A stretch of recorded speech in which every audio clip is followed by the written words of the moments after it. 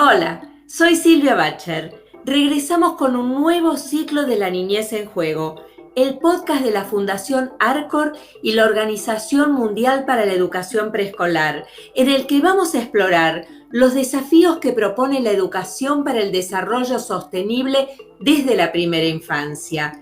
Vamos a recorrer caminos que nos permitan pensar, repensar y sobre todo rediseñar programas y prácticas pedagógicas que promuevan una transformación profunda hacia un desarrollo sostenible desde la niñez, una etapa decisiva para desarrollar ideas, competencias, tales como el pensamiento crítico, el pensamiento creativo, la colaboración, la resolución de problemas, todos tan necesarios para actuar como ciudadanos y ciudadanas responsables y comprometidos con el ambiente, la paz y la democracia.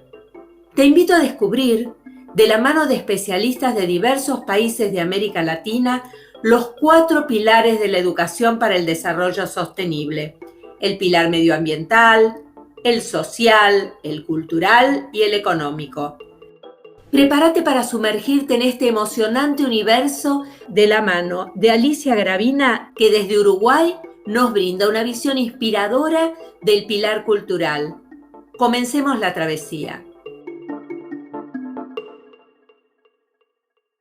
¿Qué prácticas culturales estamos instalando hoy en día en las aulas de los niños y las niñas? ¿De qué manera estas prácticas contribuyen en el desarrollo sostenible y sustentable de la biodiversidad del planeta? Hay muchos puntos para poder pensar, hay mucho escrito teóricamente, pero también hay mucha práctica, hay mucha experiencia. Estamos en comunicación con Alicia Gravina. Ella es maestra en educación común e inicial, especializada en escritura y alfabetización, directora de un jardín de infantes y docente en la carrera de formación docente en primera infancia, nada más y nada menos.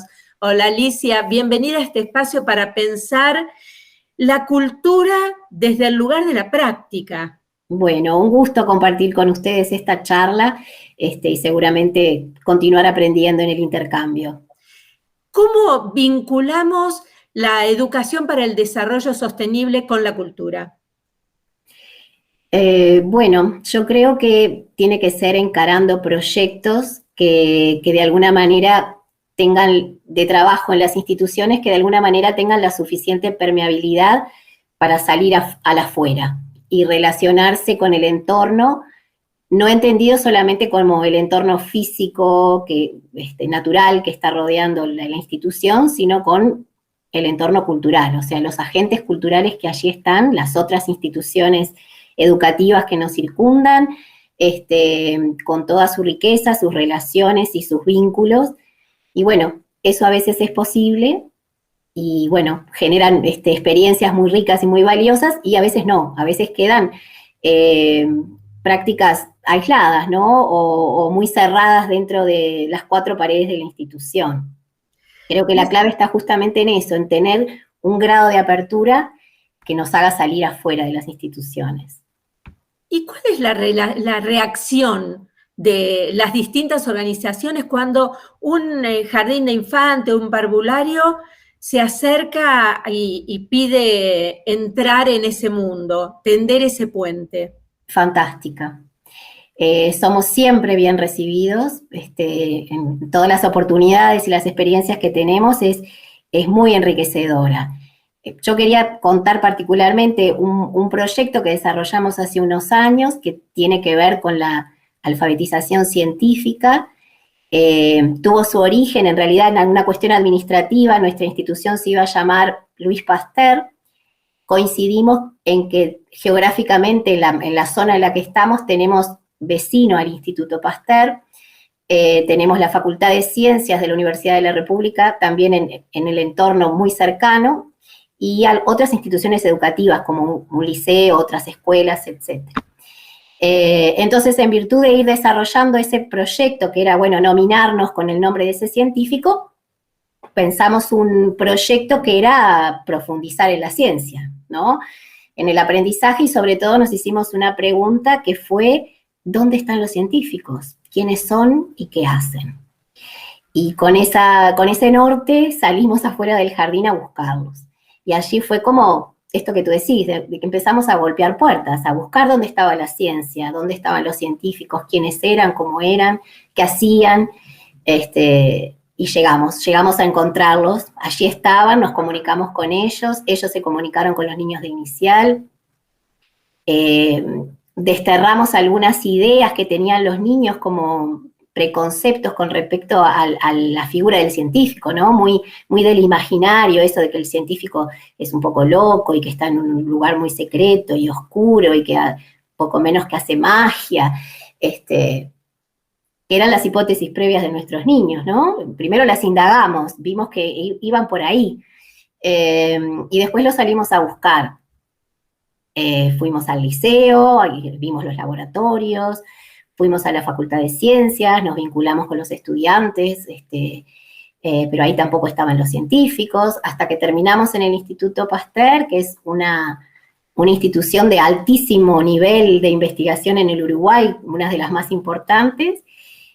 Bueno, y se abrieron los laboratorios para nosotros, nos recibió el director, los científicos estaban disponibles para que los niños hicieran sus preguntas, que tenían 4, 3, 5 años. Y te cuento que estaban ellos más nerviosos que nosotros, porque tenían pánico de esos interlocutores tan chiquitos que no sabían ni cómo responder, pero ellos con sus intereses fueron guiando la conversación y resultó un éxito, ¿verdad? Ellos querían saber, bueno, si siempre usaban túnica, si tenían telescopios o microscopios, para qué eran los ratones, porque había muchos ratones. Y pudimos a través de esos encuentros que se fueron realizando a lo largo del año, digamos, transformar la visión de la ciencia que tenían los niños, que era muy estereotipada. Ellos vieron que los laboratorios estaban llenos de luz, que no había guaridas secretas, que había muchas mujeres, porque uno de los preconceptos que detectamos era esto de que los hombres son los que son científicos y las nenas no. Y bueno, transformaron esas visiones, las enriquecieron, sacaron sus preconceptos, ¿no? Algunos creían que los científicos y los investigadores eran lo mismo, que usaban armas, bueno, una serie de fantasías que fueron derribando para construir ideas sobre la ciencia más acertadas y más reales, ¿verdad? Alicia, ¿y cómo llevaron esto al aula? ¿Fueron, investigaron, deconstruyeron prejuicios y estereotipos? ¿Pero qué cambió cuando volvieron? Porque me parece que ahí hay una clave para entender la relevancia de la cultura en esta educación para el desarrollo sostenible desde la infancia. Bueno, yo creo que el pilar cultural en la educación sostenible está justamente dirigido a construir conocimientos, valores y actitudes, ¿verdad? Y tiene como objetivo final ese conocimiento del entorno y ese territorio como fuente de riqueza cultural y de conocimiento. Entonces, una cosa que podría ejemplificar esto que me estás preguntando es que ese año la mayoría de los niños quisieron ser científicos. O sea, si tú les preguntabas qué querés ser cuando sea grande, decían, bueno, yo quiero ser científico. O sea, había entrado la ciencia concreta, ¿no? La de los hombres de verdad que están allí, en ese espacio que es cercano al que cohabitamos nosotros como jardín de infantes. Y bueno, y empezó a ser parte de sus posibilidades, de su mundo. Creo que ahí hubo un crecimiento a nivel cultural. Generalmente cuando uno le pregunta qué quieren ser cuando son chiquitos, la mayoría dice jugadores de fútbol. Bueno, ese año todos querían ser científicos. Esa idea o esos conocimientos o ese acercamiento contribuyó a que se ampliara su mirada cultural y tenía que ver con el territorio de pertenencia, con donde ellos están habitando, en el entorno más cercano del jardín. Creo que también hay la sostenibilidad cultural va en la dirección de incluir poblaciones, ¿no? Quizás esos niños, por el origen, porque la zona es una zona de población bastante vulnerable, jamás hubieran considerado la posibilidad de terminar soñando con ser científicos. pues bueno, ahí hubo una suerte de inclusión cultural, de alguna manera, ¿no? De proyectarse a que eso podía suceder. Es tan interesante, Alicia, y pienso a partir de esta diversidad que me imagino que tenía el Jardín de Infantes del que estamos hablando, ¿cómo se recupera esa tradición cultural, multicultural, en esta etapa de la infancia y dentro de la escuela? Y bueno, trayéndola, poniéndola, haciéndola visible, porque los agentes culturales están allí. Se trata de hacerlo visible y de tender esa posibilidad de relacionamiento y de comunicación. Nosotros nos relacionamos no solamente con el Instituto Pasteur, porque uno de los ejes de nuestro proyecto de ciencia fue trabajar sobre el concepto de científico, o sea, quiénes eran, qué hacían, y encontrar respuestas. Otro de nuestros ejes fue trabajar la figura de Pasteur como científico, porque era justo el Instituto Pasteur, ¿verdad? Y bueno, es algo que parecía sumamente teórico, o sea, cómo traíamos a Pasteur con niños tan chiquitos, que no fuera una cosa pesada. Bueno, y lo trajimos por el lado de las vacunas. Nos contactamos con la Policlínica del barrio, que también es muy cercana, y organizamos una jornada de vacunación contra la gripe, y la sede iba a ser el Jardín de Infantes, ¿verdad? Invitamos a toda la comunidad a venir a vacunarse. Y eso nos dio oportunidad de trabajar sobre el tema de las vacunas.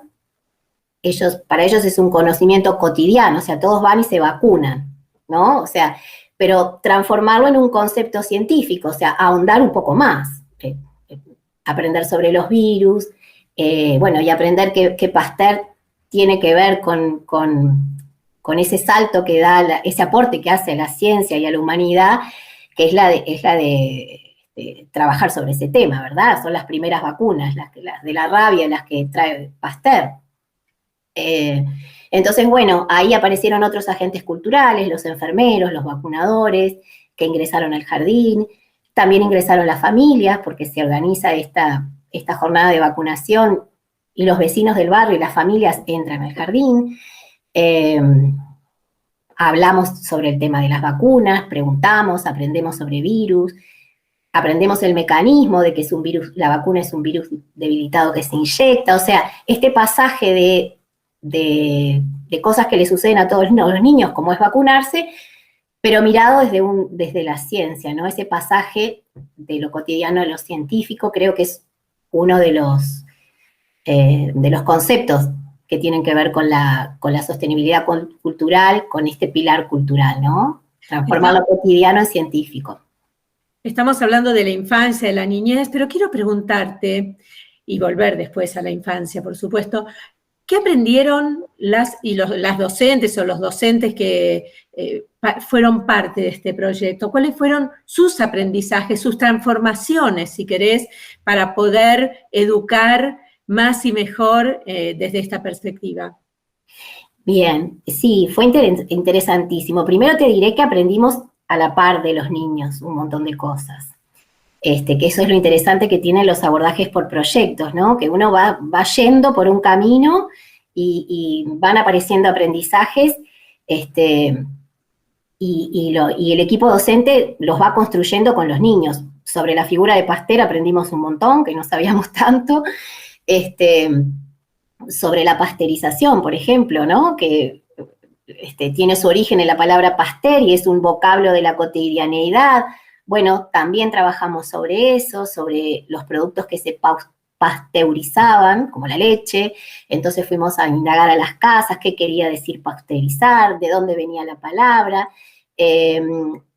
Hicimos unas encuestas, y el aprendizaje del colectivo fue increíble.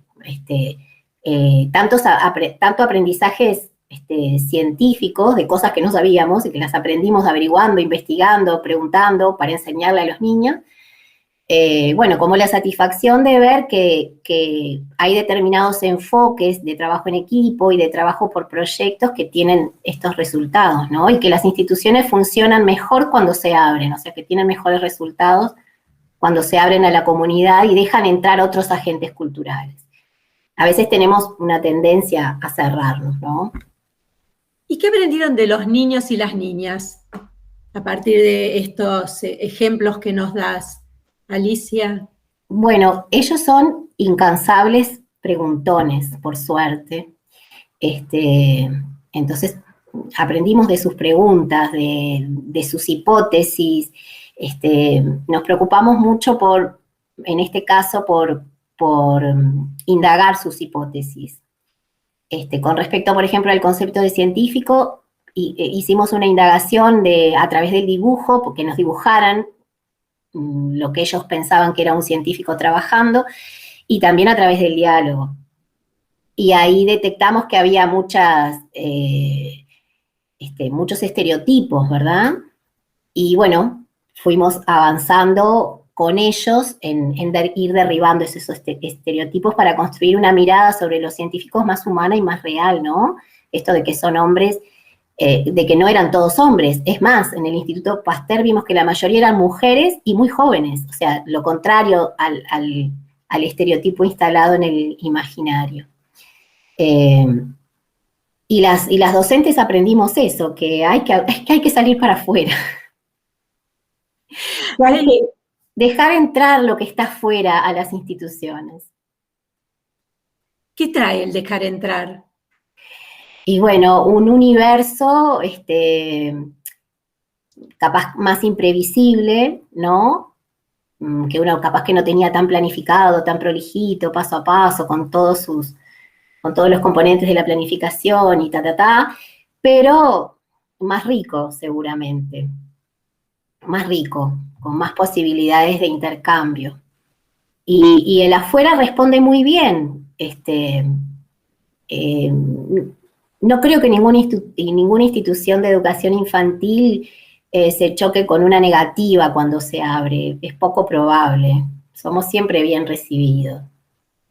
Solamente que hay que dar la oportunidad, ¿no? Y hay que abrir algo que vos mencionaste por ahí, y yo quiero retomar, que es estimular o despertar la curiosidad científica que se entrama aquí el pilar científico con el inicial, el medioambiental con el inicial. ¿Cómo se despierta esa curiosidad? ¿O es innata y simplemente hay que dejarla fluir? Yo creo que la curiosidad está, pero el trabajo de mediación que hace la institución, la educación, la cultura en general, es fundamental, ¿no? Si no hay un adulto que esté mediatizando a través de la palabra, a través de propuestas, a veces la curiosidad esa innata se muere ahí nomás. Entonces, sin duda que hay que estimularla. En este caso, nuestro proyecto tuvo otro de los ejes, fueron 3 ejes: trabajar sobre el concepto de científico, trabajar sobre la figura de Pasteur y hacer ciencias, fue el tercer eje. O sea, experimentar, traer muchas actividades de ciencias a las aulas, ¿no? Traer mucho instrumental de ciencias, hacer mucha observación, salir para afuera, recoger muchas cosas ahí sí estaríamos hablando de ese ambiente físico que nos está rodeando, ¿no? Traer de los árboles, de los frutos, de las flores, de la afuera al jardín. Pero considerar el ambiente en sus interacciones, con esa mirada dinámica, compleja, integral. O sea, el ambiente no es solo lo físico, el ambiente no es solo la naturaleza, no es solo la sociedad, no es solo la cultura, es esa mezcla interrelacionada de todo eso, ¿no? Claro, y ahí estaba pensando en cómo un ejercicio o una actividad o un proyecto como el que contabas, que pareciera que está ligado a eso, a un proyecto, puede dejar huella en relación con el ejercicio de la ciudadanía. O sea, hacer extensivo todo esto que vos decías al afuera de este proyecto, y en el hoy y en el día siguiente, ¿no? Sí, totalmente. Hay otro aspecto importante, me parece, es el de documentar este tipo de cosas, ¿no? Que cuando uno ve que son valiosas, que pueden animar a otras colectividades no a reproducirlas exactamente igual, porque los contextos nunca son iguales, pero si puede animar a otra institución a abrirse hacia la afuera, ¿no? O dejar entrar los agentes culturales que están en los territorios, la experiencia se vuelve mucho más rica. Entonces, también documentarla, nosotros íbamos llevando como una bitácora, un cuaderno de campo, digamos, con los dibujos de los niños, las fotos del encuentro con los científicos, la llegada de los vacunadores, la visita a la policlínica. Y bueno, y eso se transformó después en una publicación que pudo ser difundida.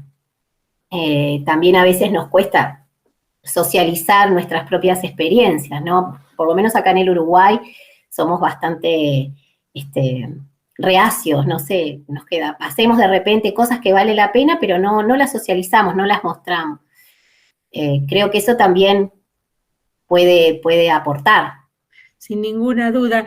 ¿Y cuál es la relación con las familias en este divulgar, dar a conocer del que estás hablando? ¿Cómo se suman o no las familias en este tipo de proyectos? ¿Qué se les pide y qué respuesta tienen? Claro. Sí, obviamente el nivel inicial trabaja siempre, es un rasgo de identidad del nivel, ¿verdad? Trabajar siempre con las familias. Pero bueno, trabajar con las familias no necesariamente significa tener a las familias todo el tiempo adentro del jardín. A veces hay otros mecanismos para incluirlas sin traerlas físicamente. Entonces, por ejemplo, las encuestas, las preguntas, los trabajos para terminar en la casa. Ese año hicimos un folleto sobre la figura de Pasteur y lo difundimos con las familias. Antes habíamos preguntado si sabían el origen de la palabra pasteurización, si sabían algo. Bueno, con respecto a la jornada de vacunas, estuvieron todos invitados a venir también. Buscar diversos mecanismos de comunicación con la familia. En eso sí creo que el nivel inicial tiene bastante fortaleza y como que nos sale naturalmente, ¿no? No sabemos hacerlo de otra manera. Alicia, sos docente en la carrera de formación de maestros de primera infancia.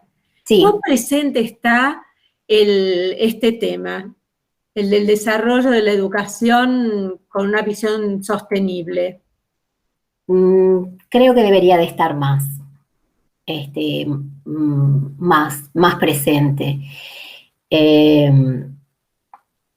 No sé, me parece que le falta capaz más difusión de los aspectos teóricos. Quizás hacemos algunas prácticas que van en esta dirección, pero nos falta articularlos con una visión teórica que le dé sustento, ¿no? Y que le dé otra fuerza. ¿Y cómo se puede lograr eso? Bueno, difundiendo buenas prácticas, es una, me parece. Socializando entre los colectivos también, buenas experiencias, buenas prácticas. El proyecto, el premio Mi Patio es el Mundo es una manera de socializar buenas experiencias en este sentido. Es conocido acá en el Uruguay, hay muchas instituciones que han participado. Es un buen ejemplo de cuál sería el camino por donde ir, ¿no? Alicia, te agradezco muchísimo. Te invito a cerrar esta nota con un mensaje que le quieras dar a quienes estén escuchando, que es un mundo amplio, ¿no? El mundo que se suma a los podcasts. Por supuesto, hay docentes, pero también hay madres, padres, abuelos, tíos, o nada de eso, pero gente interesada en este tema. Bien, bueno, muchas gracias a ustedes por darme la oportunidad de haber conversado hoy. Para cerrar, yo les diría que esta cuestión de la sostenibilidad cultural, que puede tener una denominación difícil o teórica, aterrizada en la práctica y en los hechos, tiene que ver con incluir poblaciones a través de las prácticas y de los territorios, tiene que ver con tener en cuenta a los ciudadanos en forma individual, pero también colectivamente, que nos tiene que motivar a reconocernos y a identificarnos con nosotros mismos, pero también con la comunidad, y sobre todo a mantenernos informados y educados, ¿no? Esa es, en definitiva, la motivación de esto de la sostenibilidad cultural. Y bueno, mirado así, las instituciones desarrollamos muchas prácticas que van en ese sentido. Hay que animarse más todavía, hay que abrirse más, hay que dejar más entrar a la cultura del entorno, de los territorios. Todas las familias tienen algún saber, encontrar los mecanismos para rescatar todo lo valioso que hay en el entorno. A veces viene del lado de la ciencia, de las instituciones, y a veces viene directamente de las familias, de las familias de nuestros propios niños. Bueno, ahí queda la síntesis después de esta rica charla con Alicia Gravina. Muchas gracias y... Bueno, un gusto para mí haber estado con ustedes. Les agradezco mucho la oportunidad. Muchas gracias por acompañarnos en este viaje. Y te digo que si querés seguir indagando sobre este apasionante tema, te invito a visitar el libro digital Mi patio es el mundo, que refleja el trabajo que llevaron adelante en alianza la Fundación Arcor con la Organización Mundial para la Educación Preescolar, la OMEP. Este libro recupera valiosos relatos vinculados a las experiencias desde la perspectiva de la educación para el desarrollo sostenible realizadas en jardines infantiles y parvularios de Argentina, Brasil, Chile, Paraguay y Uruguay. Propuestas para la educación para el desarrollo sostenible de la primera infancia. Podés encontrar el libro tanto en la página de la Fundación Arcor, www.fundacionarcor.org, como en la página de la Organización Mundial para la Educación Preescolar, www.omepworld.org. Y nosotros nos encontramos muy pronto para seguir descubriendo este maravilloso desafío que es educar a la primera infancia para el desarrollo sostenible. Y recordá que podés suscribirte y enterarte antes que nadie de los nuevos episodios.